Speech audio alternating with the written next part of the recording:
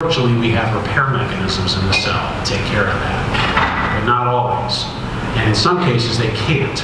But if you overwhelm the cell, even a cancer cell, you overwhelm it with radiation exposure, there's so many problems with the DNA, the cell gives up, and it kills itself. And there's a fancy word for a cell committing suicide. It's called apoptosis. So you may have heard that too. Anyway, bottom line, I mean, you can call it anything you want. We want that cell to die. When we're in the clinic, and again, I'll use Grandma as an example. Well, I'll just be Grandpa because it's prostate cancer. So Grandpa comes into the clinic and he's got prostate cancer. He's being treated with this drug. We can actually take a blood sample from Grandpa. And we can measure a protein called PSA, prostate-specific antigen. A little different than what I mentioned a moment ago. This is just something that the cancer releases into the blood. And we take a blood sample and we can actually measure how much of that marker or biomarker is in. And as we treat Grandpa, what we want to see is that number going down. That is an indicator that the cancer, which is all throughout his body, is actually taking effect. We're actually having some anti-tumor effect on that tumor. Not only that, we can image patients. So this is a man that's on our trial, and using that same approach that I talked about earlier, where we were imaging ovarian cancer and so forth. Here's prostate cancer, and you can see prostate cancer, it starts in the prostate, which is down here, but when it gets into the bloodstream and starts going everywhere else, metastasizing, it likes to stay in the bone, mostly. So you'll see it all in the bones here, up the spinal cord and so forth, the femur, and all over the place. It is a nasty disease when it gets to this point. When we treat this guy with our targeted radiation, and this is 3 months later, everything that's in the bone is gone. It killed all of the cancer. Now you say, okay, Chris, what's this? What's all this stuff here? Well, that's the bladder. This is the targeted radiation that didn't stick anywhere, and now it's going, or it's out the door, so to speak. Here's your kidneys. It's being filtered, some part of your intestine, a little bit of liver. All of this stuff in a few hours will come down the background because we just took an image after an hour. But what was most important is to see that none of the tumor really still is there. And this guy's living right now, pain-free, apparently no tumors. And we just gave him some extra time on this earth. That's pretty cool. All right? If it's your grandfather, if it's your father, that's pretty cool to be able to do that. Why? No, it's because we learned first principles of biology and chemistry, put them together and used some logic and said, hey, this potentially could work. That's what science is. That's what science is. You ask questions, you come up with hypotheses. You say, all right, what if this, what if that? I'm going to end with one more topic, and this is, to me, really maybe a step above that. This is called targeted immunotherapy. We all have an immune system. What does that mean? Well, in our bones, I should say, we have stem cells. And these stem cells can divide and differentiate and produce all kinds of other cells. Again, this is something you probably learned, probably you've heard about, but unless you put two and two together, it may not stick in your head until you're like me, where you got to go back and relearn it and say, oh, now I understand, now I get the bigger picture. It's not for everybody, I get it. But for those of you in the room that really are interested in science, pay attention to this. So you have these stem cells, and they differentiate into all these other fancy name cells, and I'm not going to go into all of them except for one. This is called a T cell. You may have learned that the AIDS virus, HIV, actually infects the T cell. What happens to an AIDS patient when they lose all their T cells, or the vast majority of them, is they're now prone to even, you sneeze on them or something and get very sick because they don't have the ability to fight infections. Well, guess what? We're going to exploit that cell, and we're going to turn it into something that's going to really want to kill the tumor. These are like sentinels. Remember the movie The Matrix? You guys are you too young for that, or there's a couple of them? Remember they talked about the sentinels going and trying to hunt down the people? That's what this cell does. It goes to hunt down infection. or things that shouldn't be there. Well, we can train them to get the tumor, to fight the tumor. And we can take them out of a patient and actually use molecular biology and train that T cell to recognize something that's on the tumor. We call this a CAR T cell, chimeric antigen receptor. I'll give you an example. Here we have a CAR T. This is a T cell that we've engineered to express this protein. Here you have a tumor with a known receptor. Let's just say it's a folate receptor for now. We at our company have developed what we call adapters. They're bispecific, which means one part of it is going to recognize the tumor.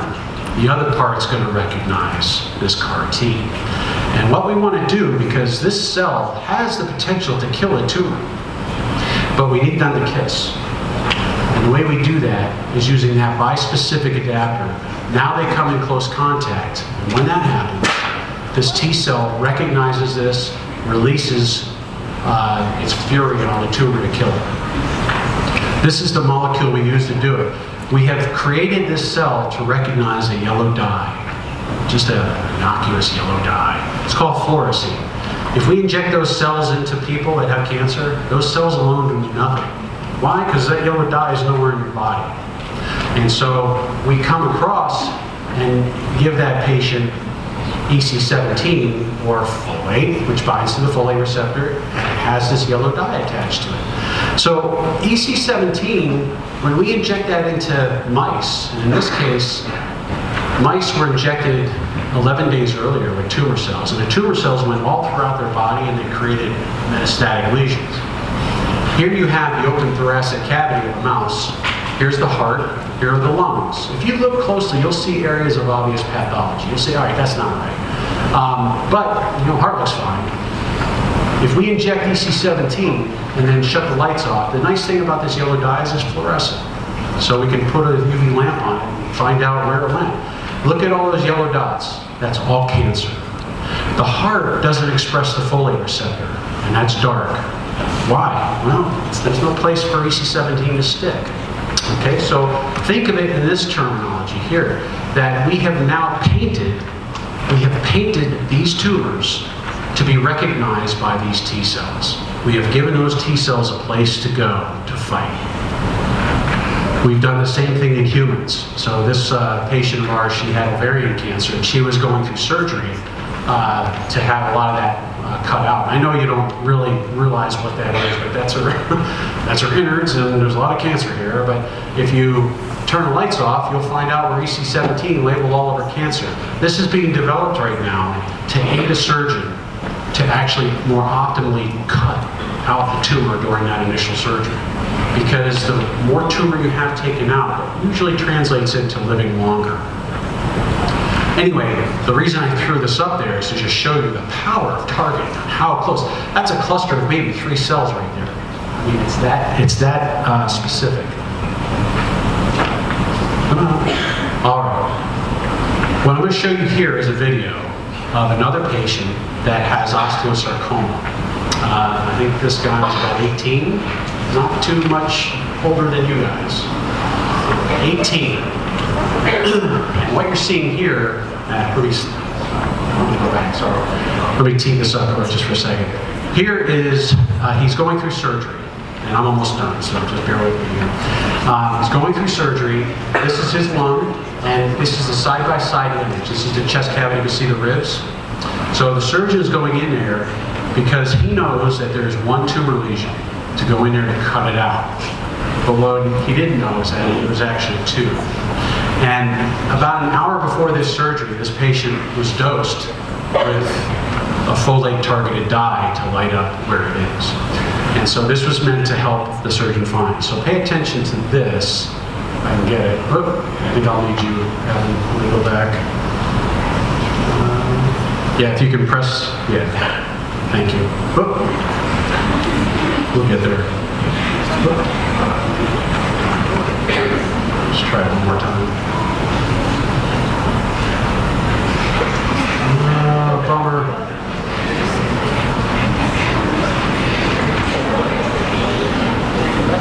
Okay, here we go. Here we go. material. So you'll see on this side, this is no fluorescent light, and this will be fluorescent light when they turn it on. There's the tumor they knew was there. And so as soon as he turns on a lamp, boom, there it is, let's cut it out. But then he's like, wait a minute, what's this? All right, that's not so obvious sometimes. That's another lesion. And so he cut that out, and the pathologist said, yeah, that's cancer. That's also cancer. They would never have known that. Never have known that unless we lit it up. And we targeted that dye to light it up. This is the same dye we're going to use in the immunotherapy approach. So just to fast forward quickly here, this therapy works. It works very well. And using those same mice, just to show you for illustrative purposes, if you don't treat, the tumors grow. If you treat with our immunotherapy, the animals survive and live well. I think that's all the science I really want to show you. The last two slides, really, this one here is just the take-home. So what would I hope you would take home with you or leave the room? That cancer develops when a normal cell loses its ability to control how it divides. First principles. You can kill these tumor cells by inhibiting the processes that control division. I gave you a few examples there. Old chemotherapy makes people sick because the drugs go everywhere. They kill normal organ tissue as they will the cancer. So drug targeting is obviously the better way. We can target imaging agents to help view where that cancer is and to also have a higher degree of confidence that our targeted therapy will actually work against or for those patients. And I gave you examples, multiple examples of targeted therapy. I talked about the SMBC approach, targeted chemo. Talked about the targeted radiotherapy with the lutetium. We're also going into other forms of radiation. And then the CAR-T approach. And lastly, in science. So obviously I showed a lot of stuff here. It's more than me. I direct my lab, but there's a lot of people that are involved in this. You have to give credit where credit is due in science. It's very important. People work very hard. This is not easy. This is creating something new. Creating something because people have some wild idea and they pursue it.